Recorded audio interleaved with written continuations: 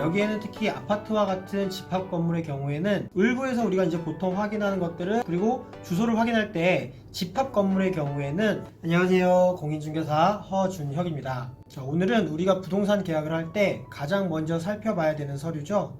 바로 등기부등본을 어떻게 봐야 되는지, 등기부등본 보는 방법에 대해서 알려드리도록 하겠습니다.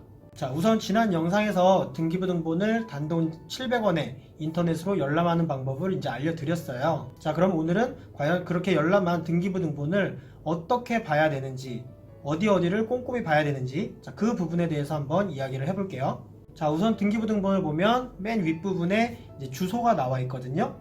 자, 이 주소가 내가 지금 계약하려고 하는 부동산의 주소와 일치하는지, 자, 그걸 먼저 확인을 하셔야 돼요. 그리고 주소를 확인할 때 집합 건물의 경우에는 반드시 그 동 호수까지도 정확하게 일치를 하는지 확인을 하셔야 됩니다. 자, 다음으로 확인해야 될 부분은 매우 중요한 것임에도 불구하고 확인하지 않아서 부동산 사기의 수법으로 자주 당하게 되는 그런 내용인데요. 자, 바로 등기부등본의 열람 및 발급 일자를 확인을 하셔야 돼요.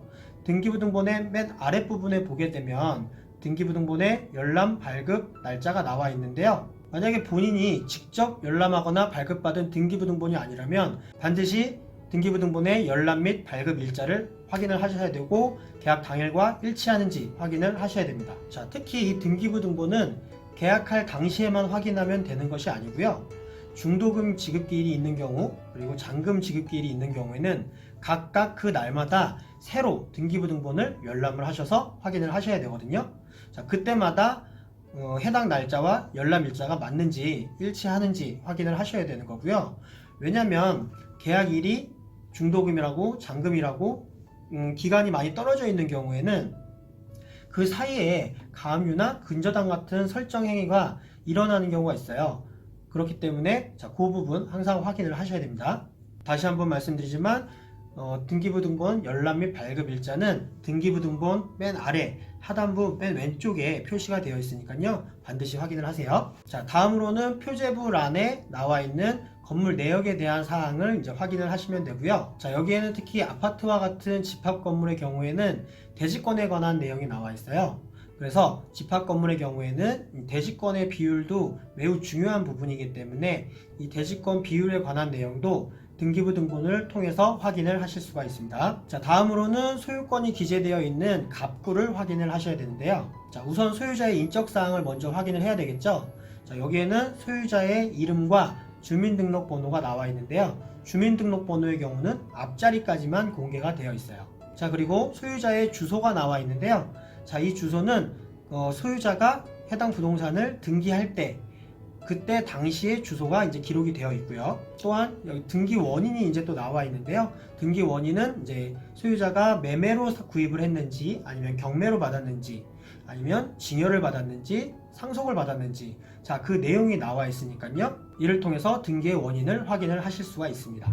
그리고 최근 들어서 이 부동산이 거래된 경우 부동산의 거래 가액도 표시가 되는 경우가 있으니까요. 자, 이 부분도 함께 확인을 하시면 좋겠습니다. 자, 그 다음으로 이제 매우 중요한 부분인데요. 그 소유권을 제한하는 어떤 물건이 설정이 되어 있는지 이제 확인을 하셔야 되는데요. 갑구에는 주로 이제 가압류라든지 압류, 그리고 가등기, 자, 요런 내용이 이제 갑구에 설정이 되기 때문에 자, 요 부분을 확인을 하시면 될 것 같아요. 다음으로는 소유권 이외의 권리사항이 적혀 있는 이제 을구를 확인을 하셔야 되는데요. 을구에서 우리가 이제 보통 확인하는 것들은 이제 대표적인 것들, 근저당, 전세권, 임차권, 지상권 등이 이제 을구에 기록이 되게 돼 있어요. 자, 그래서 이 을구를 확인을 하면서 근저당이 얼마가 설정이 되어 있는지, 그러면 대출이 얼마 정도 나갔는지 대충 짐작할 수가 있겠죠. 또 나 말고 다른 어떤 임차인이 설정해 놓은 전세권이나 어떤 임차권 등기가 되어 있는지, 자, 이런 부분을 확인하실 수가 있는 거예요. 자, 오늘은 이렇게 등기부등본 보는 방법을 함께 알아보았는데요.